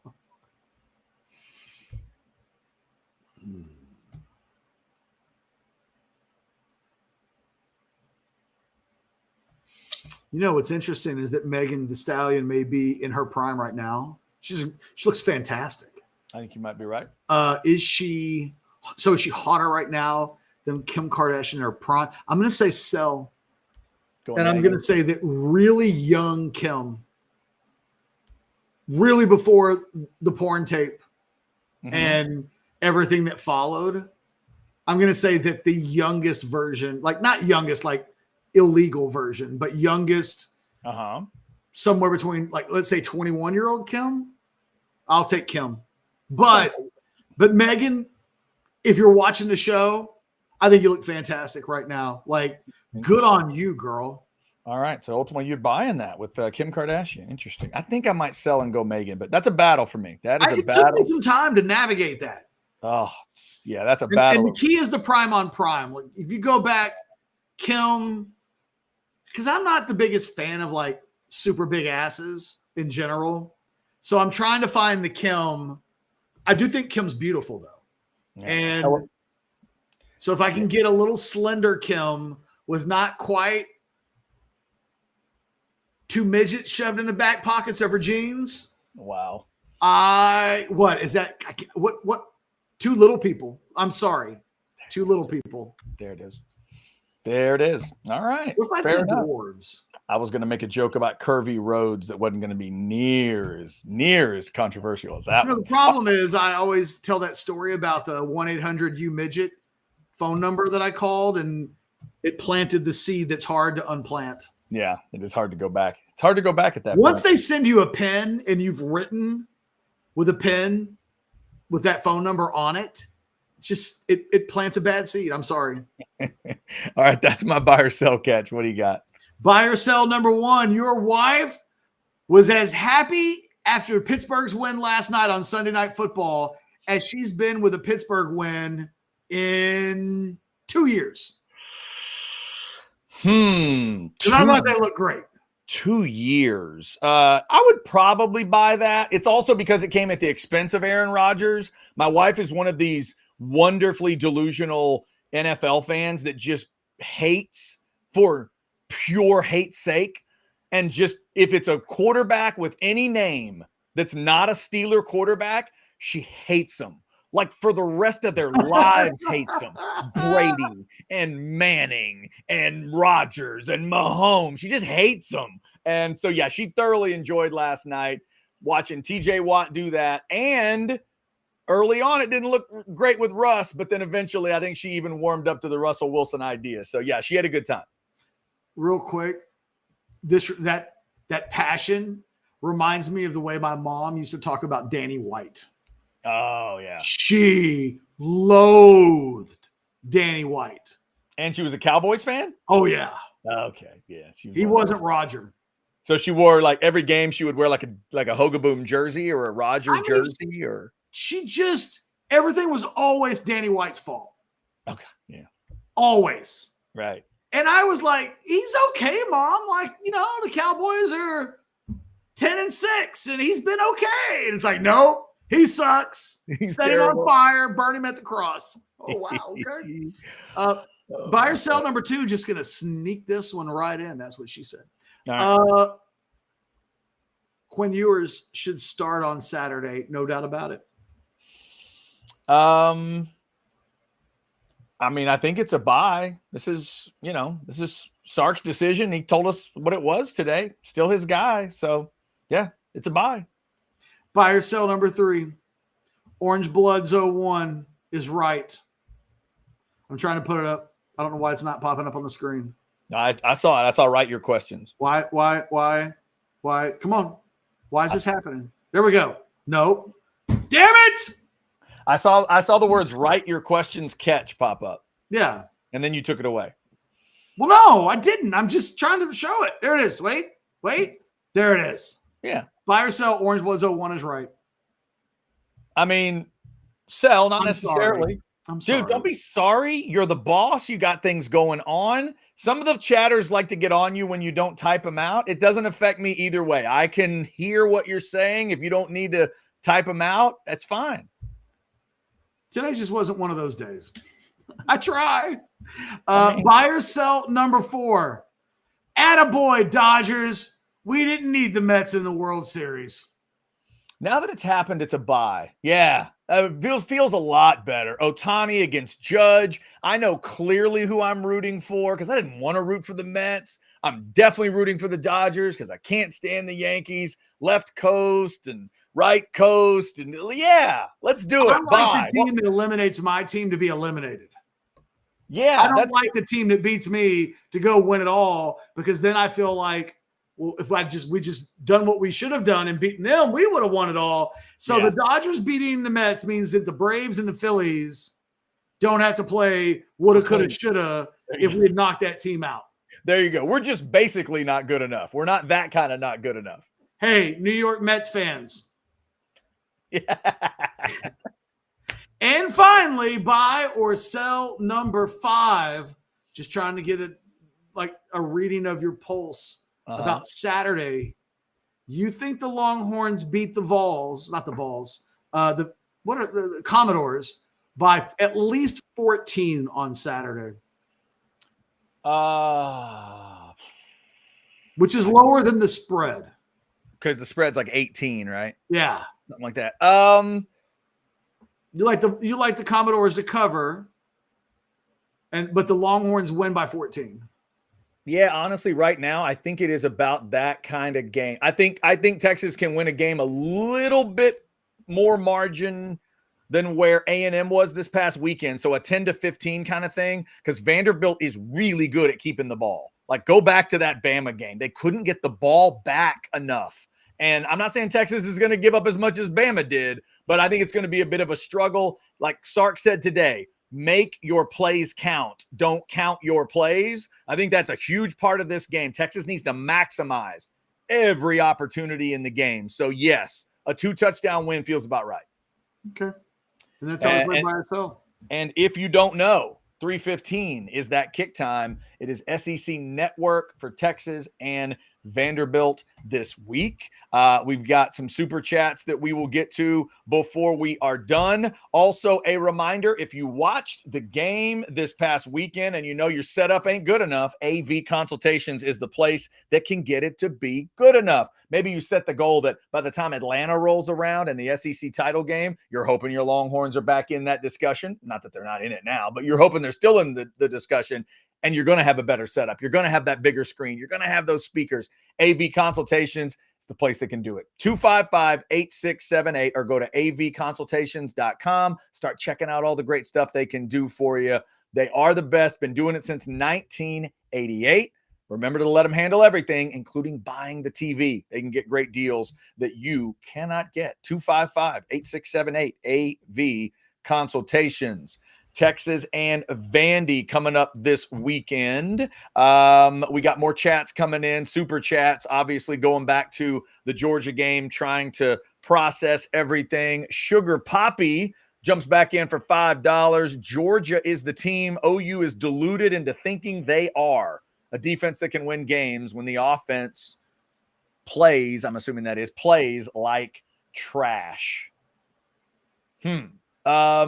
Sure.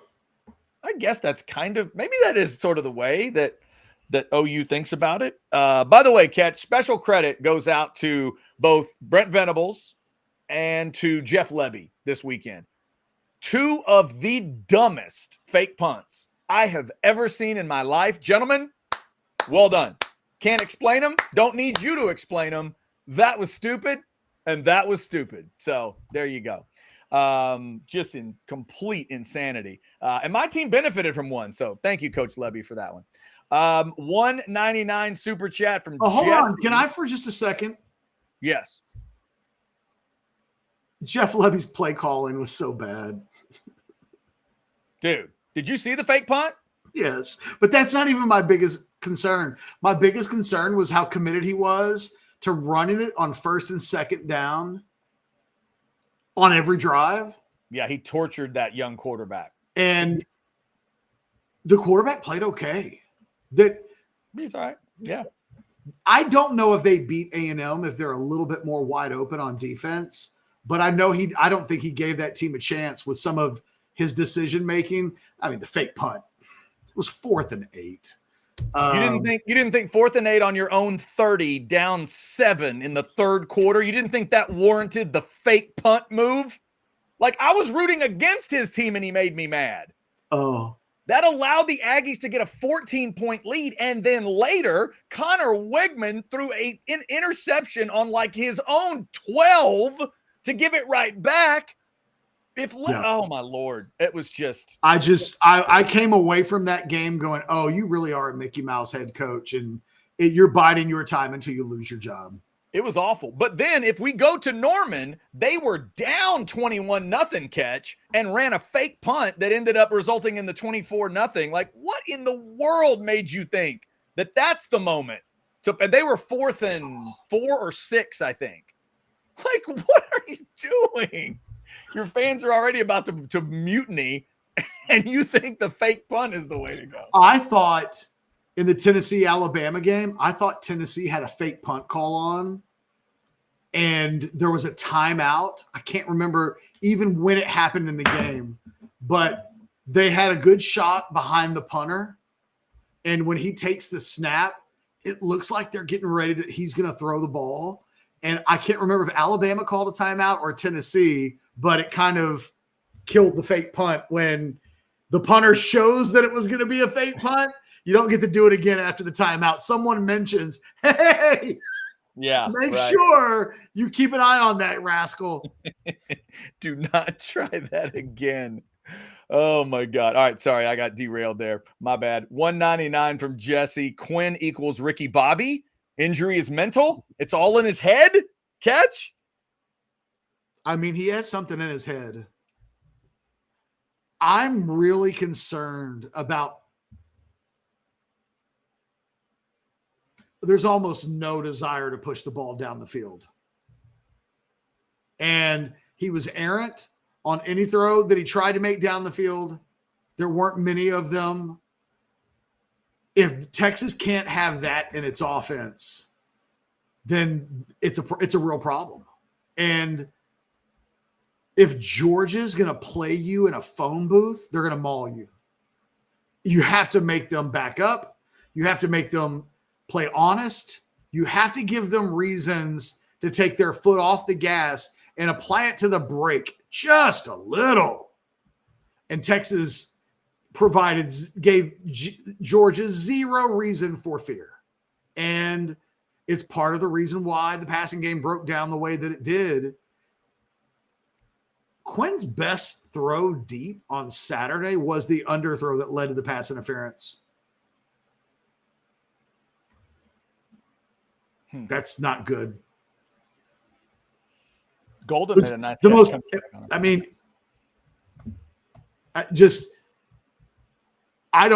something's up with Quinn.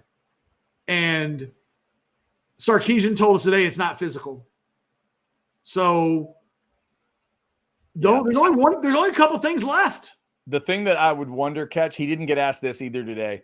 By the end of the game, did he think it was fixed? Forget about the game result. We know they lost. But he saw something he felt like he needed to give him a break, right? Yes. By the end of the game, would he have told you and me walking off the field, he's fine, we're good, we figured it out?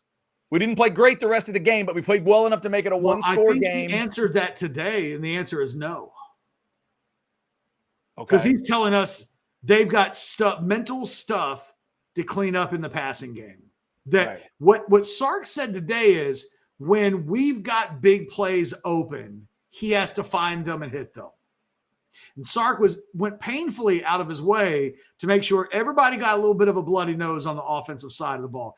Even the defense was like, well, look, they could have when we needed to stop. He made sure it was a team loss. And that is fair. When you're going to preach complimentary football, what you need, Catch, is that when you get it to 23-15, when the crowd weird thing happened and it's 23-15, it is imperative that your defense stand up. You can't bitch and moan about, well, we did all this. No. You did all that so this moment can happen. And they let Bobo and Beck screw them on 2 plays, and it changed everything. That's the moment where the defense has to take that momentum, take the belief from Quinn Ewers and the offense, and do something about it, and they failed. Like for everything else they had done, that failure is where the game ended. So if Sark wants to put all the blame all around, I'd let him do it. Because if I was a defensive player, Catch, I'd be pissed off about that drive. Because you're right. The game finished at that point. That game was good over. As they were. They could have done something. Right. They could have done more. Could have done it. Right. Could have had it. They gave you had some time to rest and be ready to roll, and it just didn't happen. So, and I saw someone in the chat was talking. Oh, here it is. The Uncle Mickey says Georgia played 2 deep safeties all night. You know what? You can throw down the field against 2 deep safeties. When the first half ended, Quinn Ewers was 6 of 12 for 17 yards passing. If it was just about playing 2 deep safeties, and getting that from the opposing team's quarterback, well, everybody would just run with 2 deep safeties because look what it otherwise does. You got to be able to throw the ball down the seam. You got to be able to work the deep intermediate. You have to be able, you've got to maybe come up with some trick plays. Georgia, what did Georgia do when they couldn't get anything deep? They call a double pass or a reverse pass and that flea flicker. And what did that do? It opened up the field and allowed them to find something down the field that hadn't been there otherwise all night. It's not all on Quinn to find those, but Sarkisian told us today. Let me see if I can find that quote again, because I think it's really important. I think it really gave us some insight into what Sarkisian thinks about what needs to happen moving forward. Let me see if I can find it. I'm looking. Okay. Here it is. Quinn can definitely play better. We've got to continue to work on his pocket presence and making sure he's working on the premier looks when we get them. Yeah. And Sarkisian says that. He's telling you we had some premier looks and our quarterback missed them. And you know what? They weren't all 5 yards down the field. Yeah, no, that's fair. And there's just little moments. I mean, I still go back to, we've had multiple chatters mention it. Catch, what if Wisner makes that catch? What if on the little flea flicker that didn't work deep, what if Wisner just catches that football? Does he go in? I don't know. But that play was wide open. There's a chance that he scores, and at worst, he's inside the 15. At worst. And at worst, you do what the other chatter mentioned earlier. You flip the field. At the absolute worst, you give the walk-on punter a chance to flip the field. Well, or maybe Wisner does it on his own. At worst, you're either kicking a field goal or missing a field goal, at which point at least the field is flipped.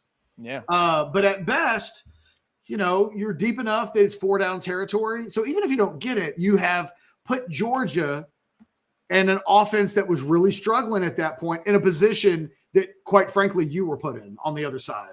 Yeah. No doubt. That was a huge play. That, and then obviously the sack fumble. Those end up being just 2 massive plays that turn things, because one could have led to 7-0 Texas. The other leads to 7-0 Georgia.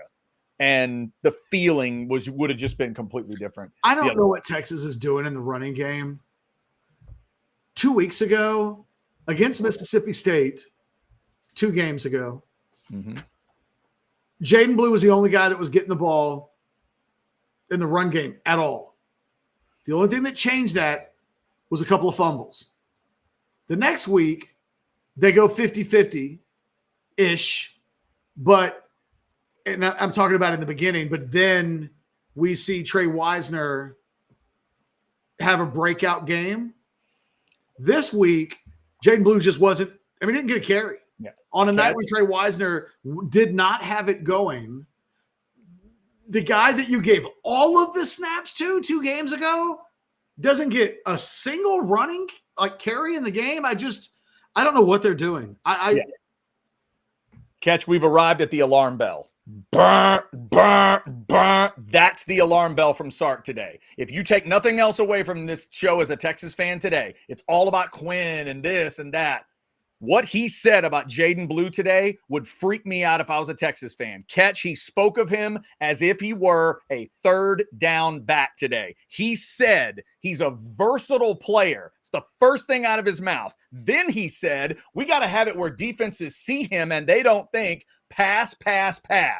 And all I could think about was you and your arguments that you just laid out about Blue. I'm like, whoa, wait a minute, coach. This is the guy you were going to give all the carries to a few weeks ago. He did hit 4 touchdowns in the game before Mississippi State. This dude just went from all the carries to a couple fumbles, and fumbles suck. I get it. But those fumbles have now cost him everything. And now he's your 3rd down back.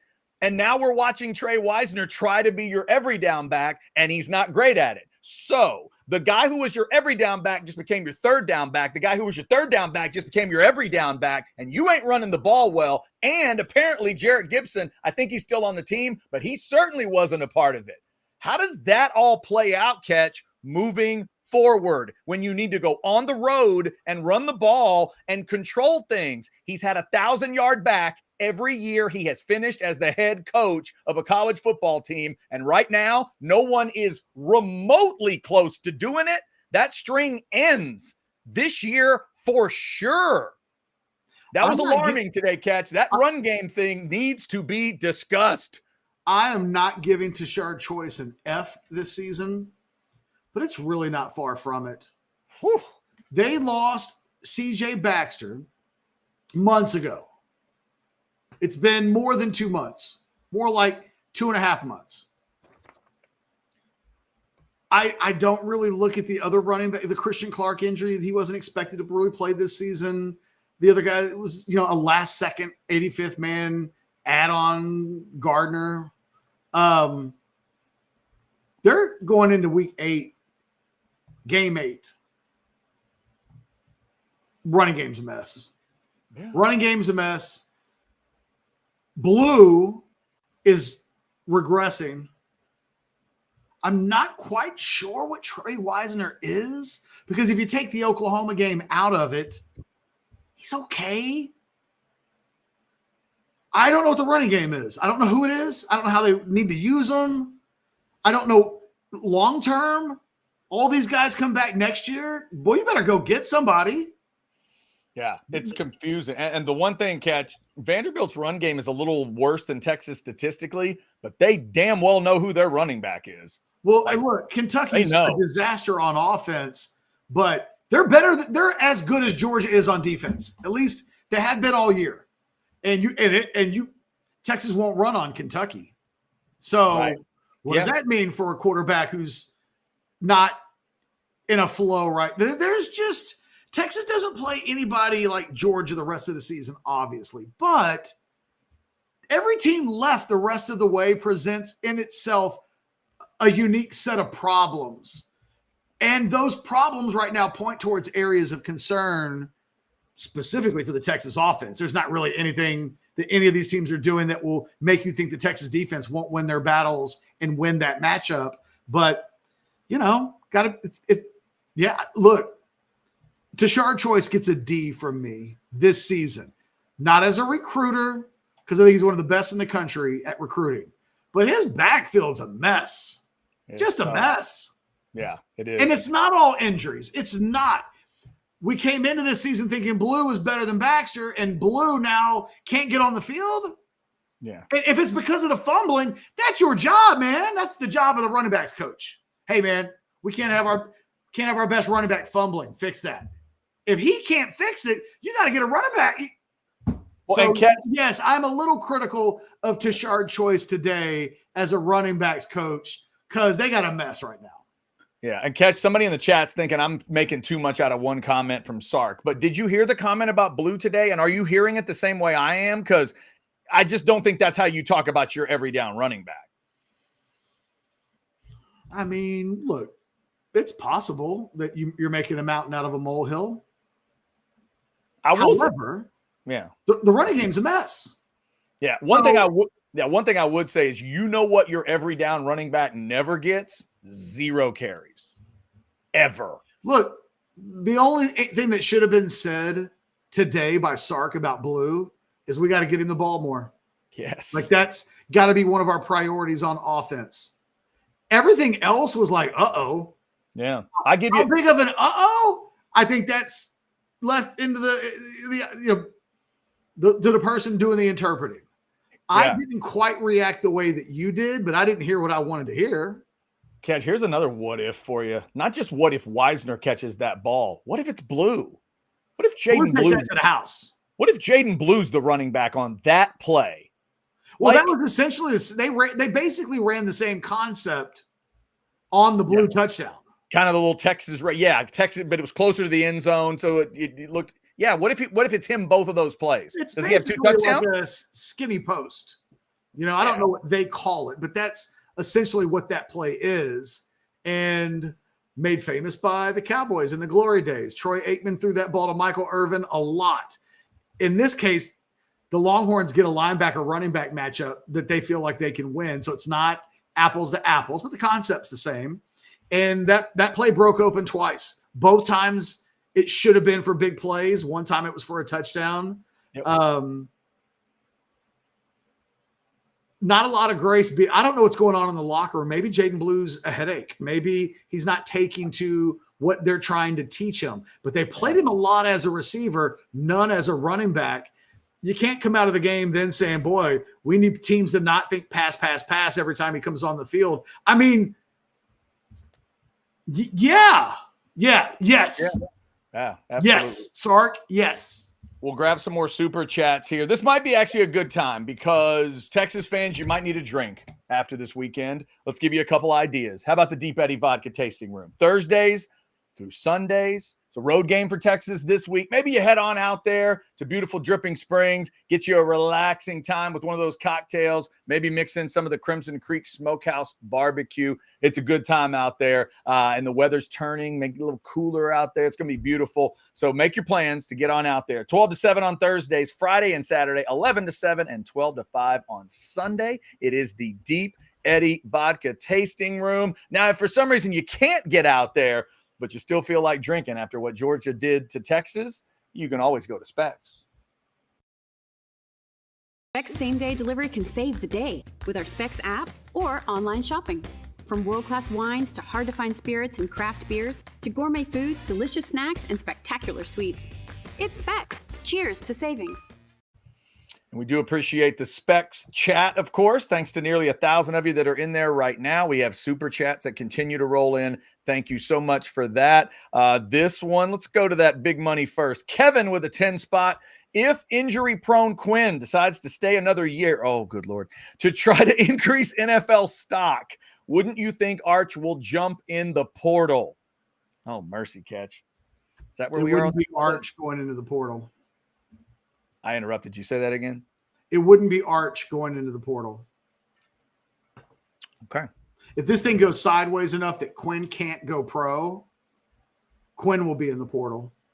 Because Sark is not going to lose Arch Manning because Quinn Ewers fizzles down the stretch and can't accomplish the goal that, quite frankly, they've been talking about. This would be the second year in a row that Quinn Ewers would go into a season with the expectations of going pro after the season, but to not have played well enough to allow him to go pro? No, man. I know that Sark has been committed to Quinn. I think Sark would cut off an arm before he would put Arch Manning in a situation where he would be going into the portal. So, like, there's a commitment to Quinn, but it expires at the end of this season. I think you were right about that. Kevin, thank you for the super chat. Kind of along those lines, Catch, but this one came in earlier from Orange Blood 199. Buy or sell. Vandy is pivotal. Lose that. Hand the keys to Arch. Yeah, there's a lot on the line. This is a very sneaky, important game that Texas just needs to be a grown-up football team, be who they say they are, go to Nashville, win that game, come back, move on.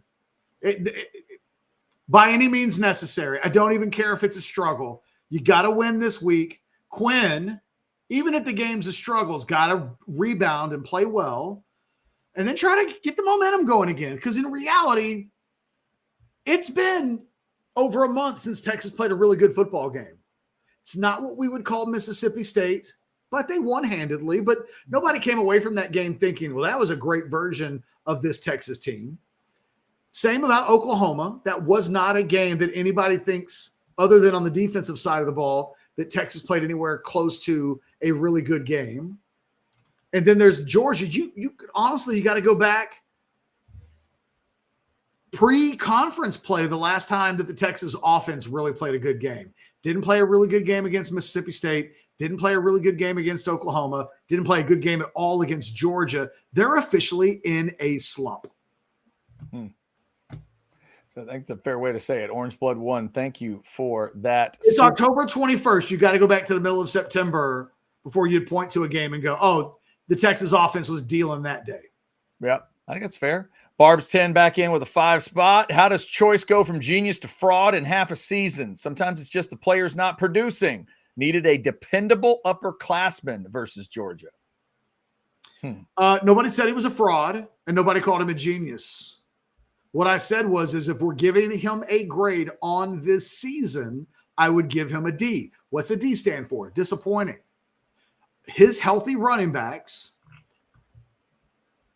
aren't getting it done by and large.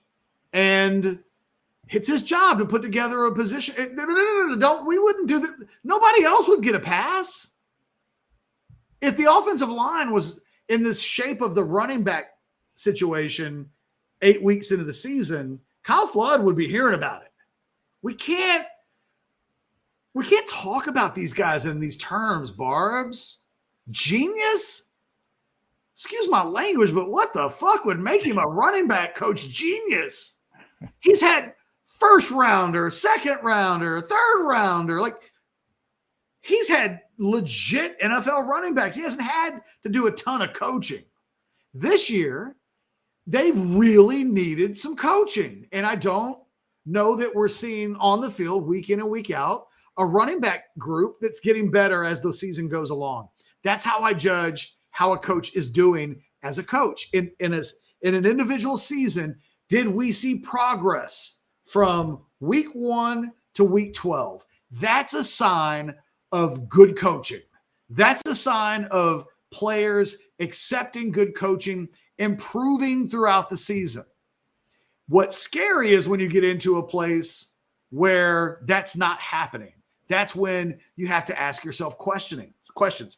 I don't like describing Tashard Choice as a fraud. No one used that word but you. But yeah, and it's just, and for me, Catch, it's just between, and you got to put this with Choice and with Sark. Somebody put in the chat earlier that Jaden Blue is a third down back or a receiving third down back, something like that. If that's the case, then this team doesn't have a running back. He wasn't last year at the end of the season. Yeah, and I thought they had a running back. And I thought they had a guy 20 weeks ago when he ran for 100 yards and 4 touchdowns. And I thought they had a guy they trusted. And in the end, Catch, I think it's one of those things like, go by somebody's actions to let them tell you what they're telling you.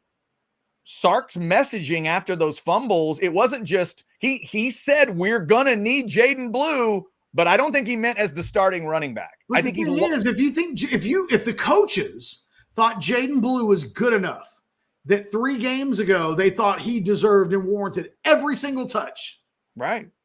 Until the second fumble, he got every carry in that game against Mississippi State. If you thought in week 5 that he's the best running back you have to such an extent that he gets all of the carries, then you can't let something like a couple of fumbles completely eradicate. Yeah. What you thought just a couple of weeks ago was your best runner. Yeah, and you had the game laid out. I said it at the time. I thought he needed the Jonte Cook treatment. They put Jonte right back out there after he let them down, and so he could get the rhythm back. To me, it was simple. Just get in the kid's face and say, you're our guy. You're going right back in, and you are going to get some big carries. I would have made sure he had a carry before they got to Dallas. Instead, it's gone totally the other direction. And again, maybe it's just me hearing maybe I'm hearing ghosts, like certain people may see ghosts, but it's just weird to me. If I'm a Texas fan, I don't want to hear my head coach talk about the guy I thought was my running back that way today. Because now it sounds like he doesn't have Quinn like they're treating Jaden Blue. What's that? Jaden Blue had a bad game. Jaden Blue, 2 fumbles is a disaster if you're a running back, but you don't quit on that guy. Not if he's your starter. Not if you think he's your best player at that position. You got to lift him up, pick him up. You wouldn't see Sark this week due to Quinn Ewers, what they've done to Jaden Blue, which is had a bad game. Well, got to put in Arch, and Quinn never gets to play again. I mean, exactly. Like, Catch, if you and I were the guys in the next to last row of DKR and we walk out of the Mississippi State game and you go, hey, what if Jaden Blue gets no carries against Georgia? Then your buddy gets to punch you in the face at that point. It makes no sense, right? But that's what just happened. Jaden Blue is hurt. Well, I guess right. He broke his leg. Yeah.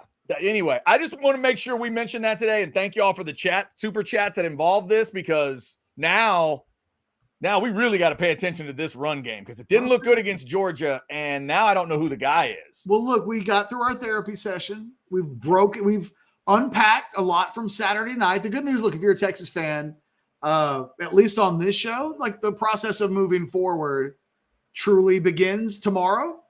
I don't completely know what we'll discuss on the show, but it will look and sound and feel a little bit different. But Steve Sarkisian had his press conference 2 hours ago.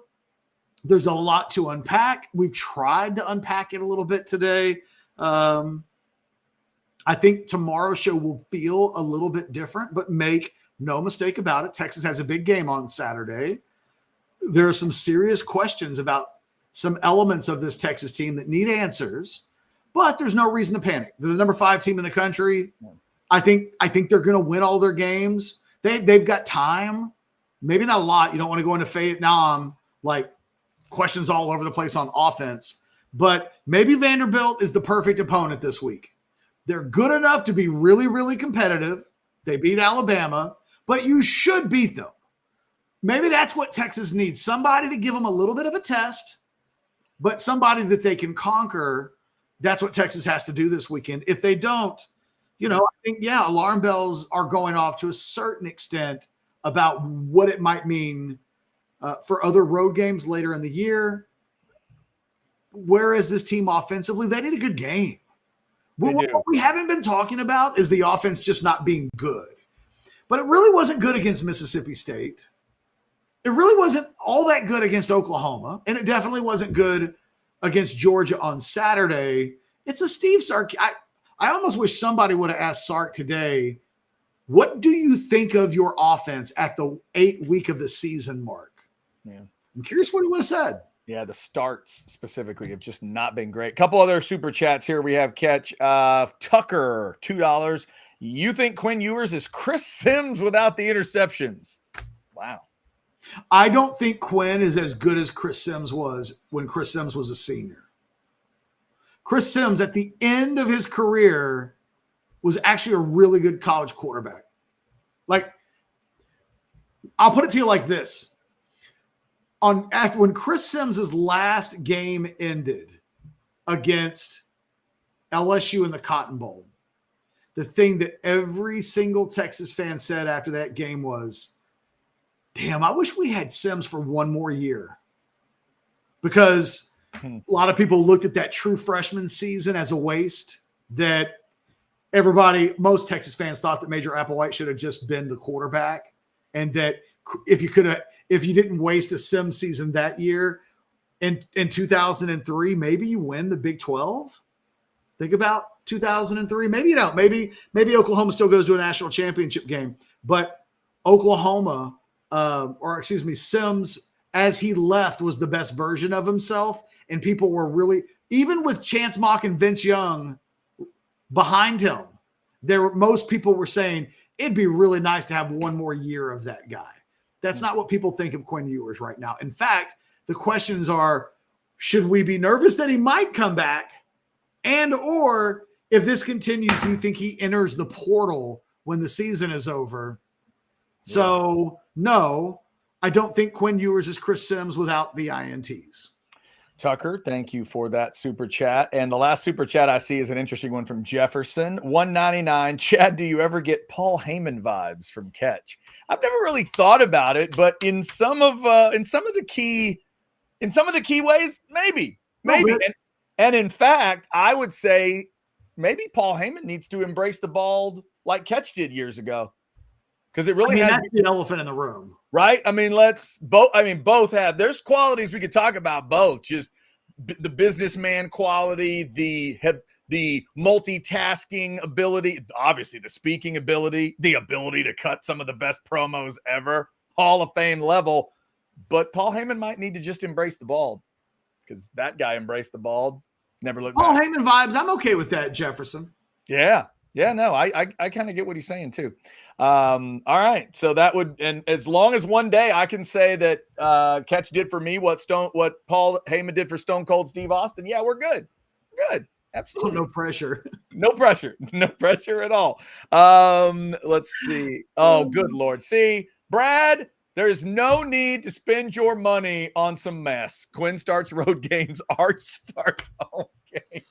Hey, I want all of you guys to remember, I've been saying, I think Arch is better than Quinn. And that's not a new take. That's not me reacting to Saturday. Right. That is what I have said. And, you know. Yeah. But here's the thing. I don't have the personal connection to Quinn that Sark has. Right. There's a bias. My concern with Sark is that he's decided that Quinn's the starter no matter what. No matter what. And every human being can kind of break into that line of thinking. When the confirmation bias kicks in and you've predetermined, you've stayed, and we didn't even talk about this. On Thursday, Steve Sarkisian basically said, over my dead body, will I bench Quinn Ewers for Arch Manning? He interrupted a reporter that was asking the question before the reporter finished the question, admonished the reporter for daring to ask the question, and said, I won't even give this question any respect. I'm not going to answer it. And 2 days later, he did the thing that the reporter was asking about, legitimately. Now, to be fair, in that press conference, at the end of the press conference, Sarkisian went to the reporter and said, hey, do you want to ask that question again and give it a second chance? And the reporter declined, weirdly. Yeah. But that happened. So there's a part of me that no matter what happens, Quinn's the guy, no matter what. Or because I see why are we so sure that Quinn's better than Arch? Okay, I mean that's a fair question. I guess let me just talk it through this way. If you're right, and he says Quinn is the starter no matter what, right? If that's his mindset, I know why he's doing that, but you got to be flexible. You're flexible everywhere else on the team. Okay, and he was somewhat flexible, I guess, with what he did. My question would be, why pick that moment to open that box? Couldn't I make the argument that at 20-0, you're one drive away from a 2-score game? You can tell me what you think he's seeing or feeling or whatever, but you could massage the situation to where you're not having to bring Arch Manning in the game. If Quinn's your guy, no matter what. Why did Mac Brown replace Chris Sims way back in the day when he did in the 2001 Big 12 championship game? Well, that game had gotten crazy to the point of there was turnovers and why did he do it? And a lot of stuff. Why did he do it? Because I mean, I don't know the exact answer other than at that point Sims was costing them the football game. So was Quinn Ewers on Saturday night. I can make the argument that that's not exactly what was happening. There were other things at play. Again, you're going off the premise that he believes in Quinn no matter what. And I'm trying to make, again, they had a drive to make it 23-7 later on, 23-8 later on. I'm just saying, if he wanted to stick to Quinn no matter what, which is what he's done, why not? Because it was that bad, Chad. And you can say, well, I can make the case that it wasn't. The coach disagrees with you. Ultimately, that's the answer. Ultimately, why did he choose in that moment to bench Quinn and bring in Arch? Because he thought his quarterback was costing him the game in real time. And you're right. If he didn't think that, he didn't have to make the change then. He made the change then because in real time, he felt like this guy in particular is costing me the game. Do I have other players not playing well? Yes. But are any of them costing me the game? Just one. Yeah. No, you're right. That did ultimately have to be the argument at that moment. So then what's so different about the third quarter? Then why is he your guy again? Because you go into halftime, and here's the thing. You're down 23-0, and you start thinking about next week, not the next half. You start thinking about next week. This does not kill our season. This is just going to be a loss. What do I need to make sure that we're doing next week? And we got to be back to where we were before we played this game. We can't have a quarterback controversy. I can't have a quarterback who a week ago I was pushing to try to win the Heisman be in a position where is he transferring it? You can't have Jackson Arnold on your roster, which is quarterback that's just kind of lingering. Yeah. Now, it's not the same thing because one guy was trying to protect a red shirt. By the way, Jackson Arnold saying that he didn't want to come in the game and play useless snaps only to be used on Saturday and blow his red shirt for useless snaps was ironic. Look, Quinn is not a lost cause, but it's got to be figured out fast. And if you don't have a guy that's a future number 1 overall pick in the NFL draft on your bench, then, look, Colt McCoy had some really bad games in 2009. But his backup was John Childs.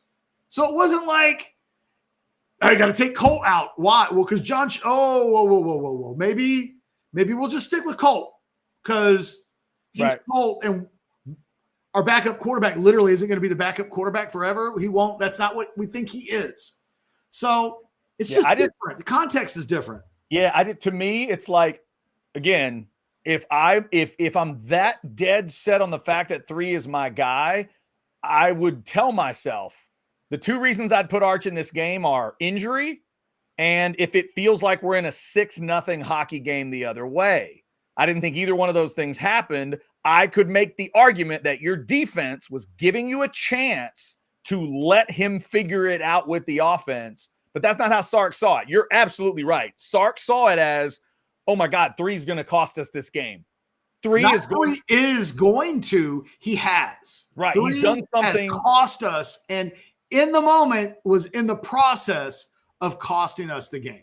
Yeah. So while after the game, he might have told us that 20-0, 23-0, whatever, that it was on Quinn and an offensive line and running backs and receivers and all that, like he did today. At that moment, his actions told us, no, it's about the guy I'm snapping the ball to. I have to snap the ball to somebody else to try to calm this all down. Think about Shedeur Sanders. Think about Carson Beck. Think about quarterbacks from the past. Cade Klubnik. Mm-hmm. Those guys don't get benched. It is. Beck didn't get benched at 28-0 down, did he? No. He threw a pick at 14-0 to make it 21-0. Essentially, he didn't get benched either. Deep in my soul, Catch, I thought Sark would let Quinn eat that whole thing. I really did. The thing is, everybody likes to point to the Jalen Hurts example, which is somewhat fair. But you got Jalen Hurts, who is a second-year sophomore. When he gets benched, they've got they got their version of Arch, right, even as a backup. So just like when Jalen Hurts got benched as a sophomore at Alabama, the answer at the time was Saban was not going to let one guy cost him a game. And he's got a super talent waiting in the wings that doesn't have to be terrible. Because Arch could not have played worse than Quinn on Saturday. Couldn't have. Quinn, statistically, Pro Football Focus says it's the worst game that he ever played. The passing data says it's in the ballpark of the worst game he ever played. He turned the ball over, didn't see the field, needed to get – Arch could have done that. Arch could have come in and not played well. Right. And to be fair to that Hurts situation, that game wasn't 20-0, 23-0 at that moment. It was really close, and he was awful. Yeah. Like, awful. Every number, every metric told you he was just having a bad night. And, Saban had enough guts to make the move. At the end of Jalen Hurts' career, he wasn't a guy that was ever going to get benched. And I just think it's amazing we've reached a threshold where because what that did on Saturday night to his NFL draft stock isn't being talked about enough. Mm. If you're an NFL general manager and you need a quarterback, are you going to use a first-round draft pick on a guy that got benched in the biggest game of his life? Home game. Home game, half a season before you – Right. Again, yeah. I don't know how any general manager, as much arm talent as Quinn has, his draft stock nosedived on Saturday. Yeah, because he didn't wait. Sark. He didn't wait to see 27-0. He didn't wait to see 4 touchdowns. That's a 3-touchdown deficit. You know how many times you could face 2 and 3 touchdown deficits in the NFL? A lot. It happens. It does. And a lot of guys do not get benched in that situation. Very few guys do. And it's the reason why you have to. I mean, it's why we have questions. Hey, we got to go, Chad. Yes.